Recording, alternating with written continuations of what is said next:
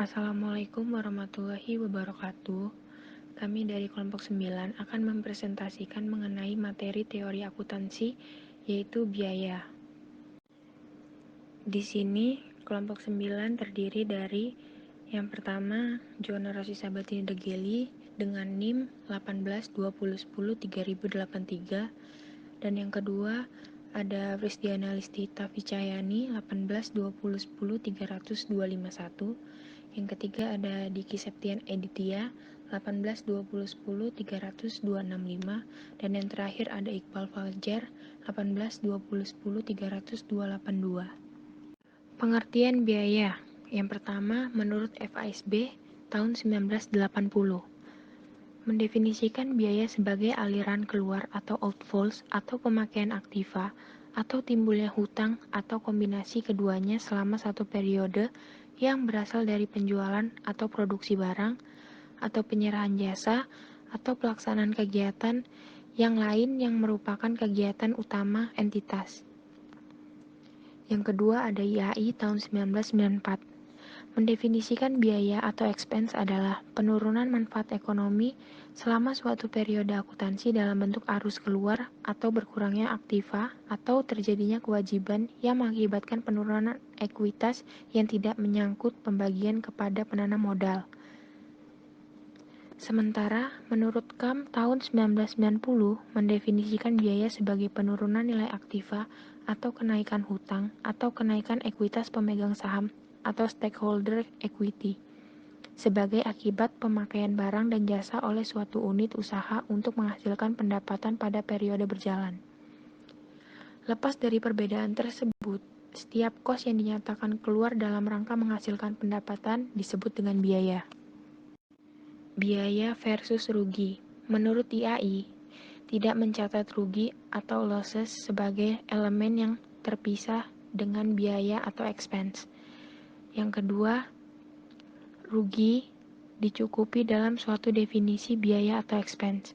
Yang ketiga, menurut FASB, memisahkan biaya dan rugi sebagai elemen yang berdiri sendiri. Selanjutnya ada karakteristik biaya. Karakteristik biaya dibagi menjadi dua, yaitu utama dan pendukung. Yang pertama ada penurunan aset. Untuk dapat mengatakan bahwa biaya timbul, harus terjadi transaksi atau kejadian yang menurunkan aset atau menimbulkan aliran keluar aset atau sumber ekonomi.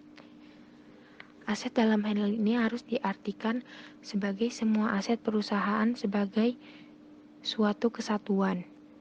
Yang kedua ada operasi utama yang menerus.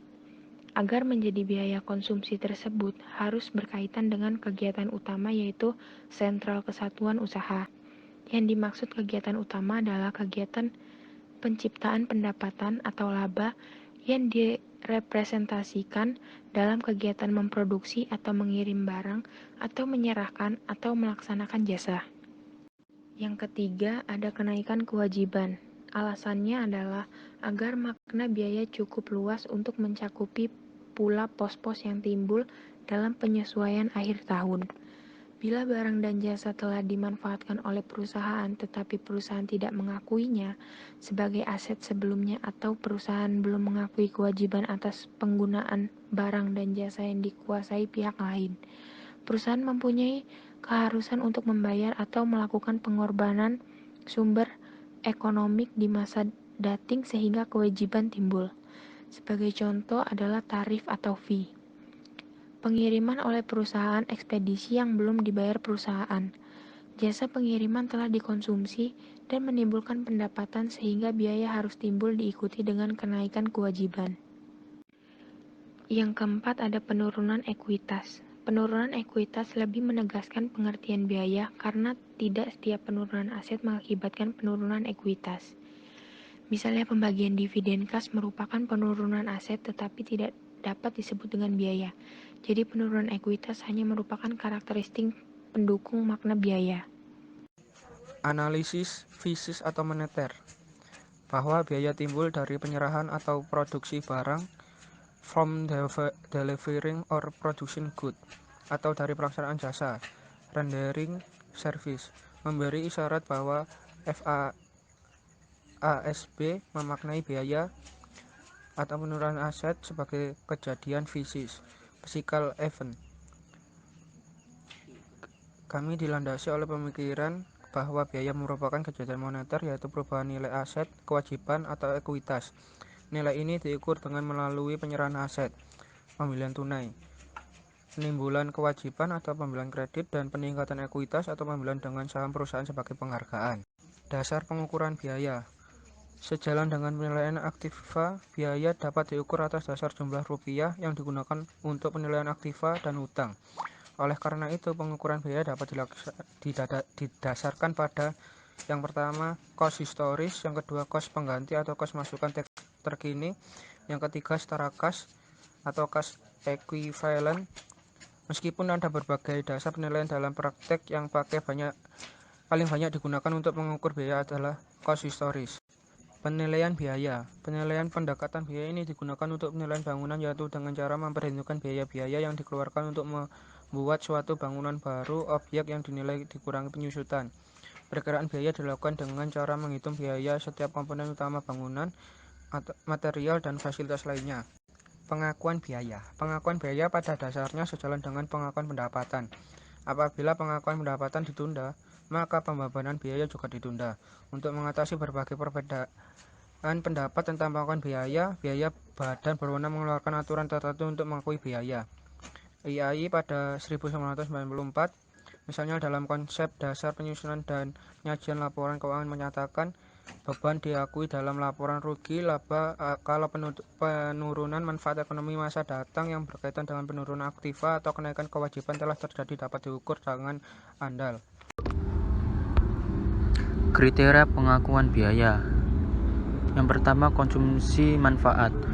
Biaya atau rugi diakui bila mana manfaat ekonomik yang dikuasai suatu entitas telah dimanfaatkan atau dikonsumsi dalam pengiriman atau pembuatan barang, penyerahan atau pelaksanaan jasa atau kegiatan lain yang mempresentasi operasi utama atau sentral entitas tersebut.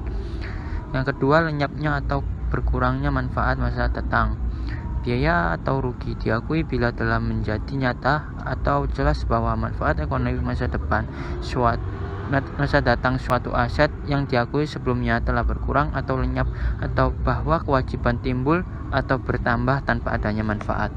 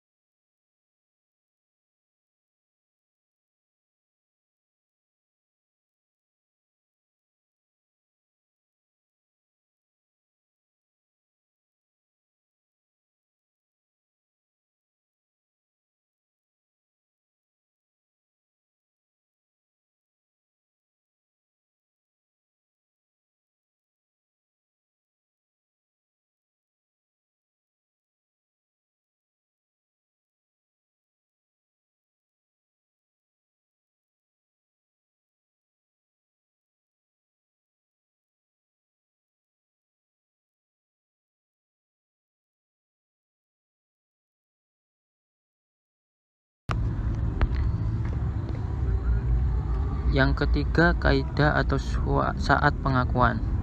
Biaya atau rugi diakui bila mana manfaat ekonomik yang dikuasai suatu entitas telah dimanfaatkan atau dikonsumsi dalam pengiriman atau pembuatan barang, penyerahan atau pelaksanaan jasa atau kegiatan lain yang mempresentasi operasi utama atau sentral entitas tersebut.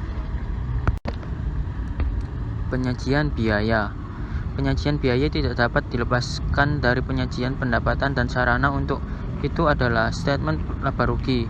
Penyajian elemen pendapatan untung, biaya, dan rugi bergantung pada konsep tentang apa saja yang berbentuk laba. Basis asosiasi. Konsep penanding. Konsep penanding adalah konsep yang dimaksud untuk mencari dasar hubungan yang tepat dan rasional antara pendapatan dan biaya. Pendapatan merupakan hasil yang dituju perusahaan, sementara kos yang dikeluarkan untuk memperoleh pendapatan tersebut merupakan upaya yang dilakukan perusahaan. Ada 3 dasar penandingan yang umum digunakan untuk mencari hubungan antara biaya dengan pendapatan dalam suatu periode tertentu. Dalam penandingan tersebut adalah hubungan sebab akibat, alokasi sistematik dan rasional, dan pembebanan segera. Kemudian ada konsep penandingan. Dalam praktik ada 3 dasar penandingan yang umum digunakan untuk mencari hubungan antara biaya pendapatan dalam satu periode tertentu. Dasar penandingan tersebut menurut Kamm 1990 adalah 1. Hubungan sebab akibat atau association of causes and effects. 2. Alokasi sistematik dan rasional atau systematic and rational allocation. Dan 3. Pembebanan segera. Hubungan sebab akibat. Dasar yang paling ideal untuk menandingkan biaya dengan pendapatan adalah hubungan sebab akibat.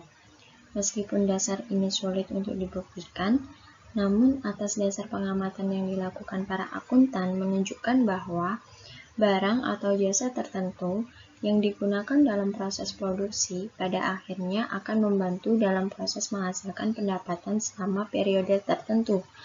Oleh karena itu, dasar penandingan ini sering disebut dengan penandingan langsung atau direct or product matching.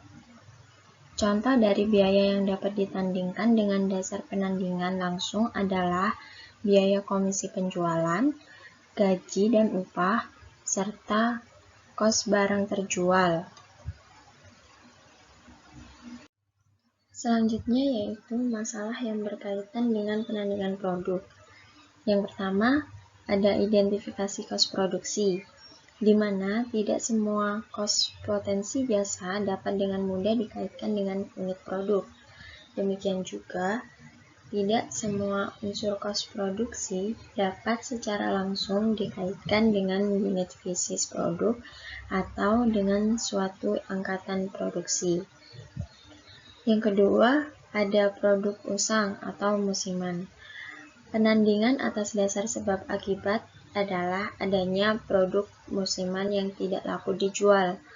Persoalannya adalah apakah kos produk musiman yang tidak terjual merupakan sebab atau sebagai biaya atau bukan sebagai rugi. Yang ketiga ada barang rusak.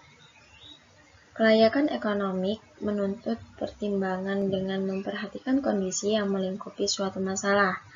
Bila kerusakan produk merupakan hal yang normal atau bahkan merupakan prasyarat untuk menghasilkan barang dengan kualitas baik, kos barang yang rusak dapat dianggap sebagai upaya menghasilkan pendapatan. Selanjutnya adalah yang keempat, ada identifikasi kos non-produk. Dalam kaitannya dengan penandingan sebab akibat, kos non-produksi tidak harus ditunda pembebanannya untuk dikaitkan dengan pendapatan masa datang yang dapat dikaitkan dengan kos non-produksi tersebut. Yang kelima, biaya antisipan. Biaya yang dianggap menyebabkan timbulnya pendapatan, tetapi baru terjadi setelah pendapatan diakui.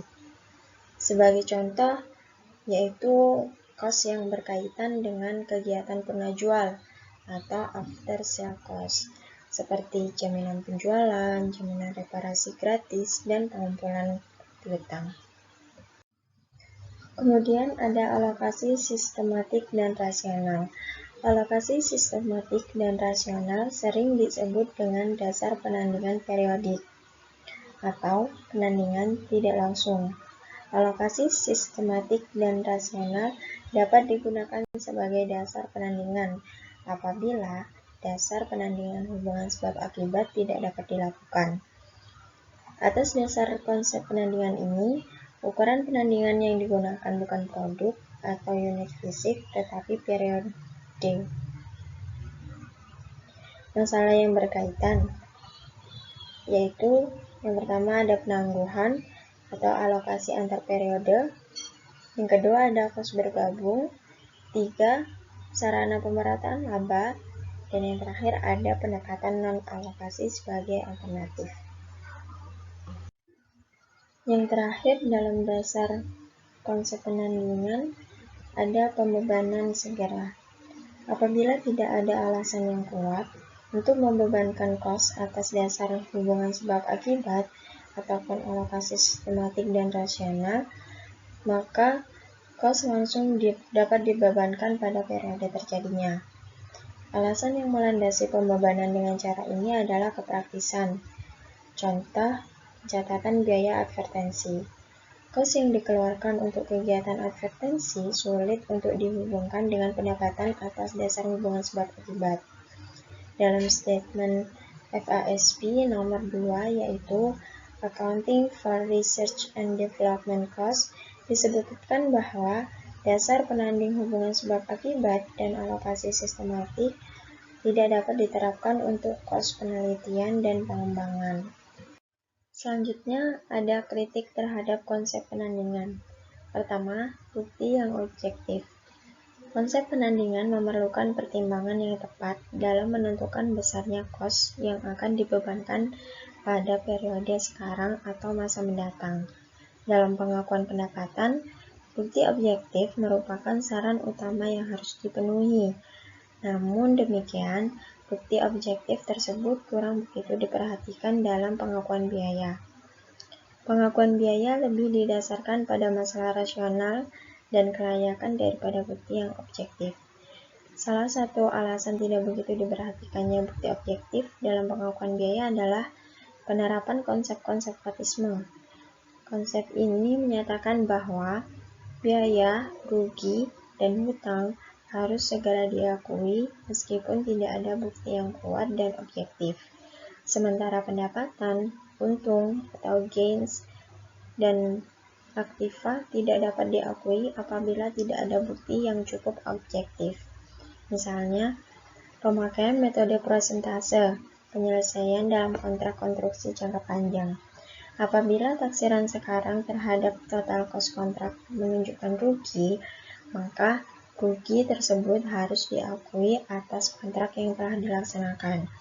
Jadi, meskipun rugi tersebut belum terrealisasi karena proyek belum selesai, tetapi total taksiran rugi harus segera diakui. Perlakuan seperti ini akan lebih tepat apabila metode kontrak selesai yang digunakan. Yang kedua, evaluasi terhadap konsep matching. Menurut Thomas, kebanyakan laporan yang dihasilkan akuntan hanya omong kosong belaka dan tidak bermanfaat. Informasi yang dihasilkan hampir seluruhnya didasarkan pada proses alokasi yang tidak dapat dijustifikasi secara teoritis. Alokasi secara teoritis akan memuaskan apabila memenuhi beberapa kriteria. Kriteria tersebut adalah yang pertama, additivity. Alokasi harus melibatkan keseluruhan jumlah yang ada, sehingga jumlah bagian-bagiannya sama dengan jumlah keseluruhannya, tidak kurang dan juga tidak lebih. Dengan kata lain, jika jumlah yang dialokasikan ditambah bersama-sama, maka totalnya harus sama dengan jumlah sebelum alokasi. Yang kedua, unambiguity. Metode alokasi harus menghasilkan alokasi yang unik dengan menggunakan satu dasar alokasi yang jelas, dan cara alokasinya juga harus jelas. Dan yang ketiga, defensibility, di mana metode alokasi yang dipilih harus lebih baik dibanding metode alokasi yang lain. Metode tersebut harus didukung oleh alasan yang kuat agar dapat dipertahankan dari kemungkinan pemakaian metode yang lain.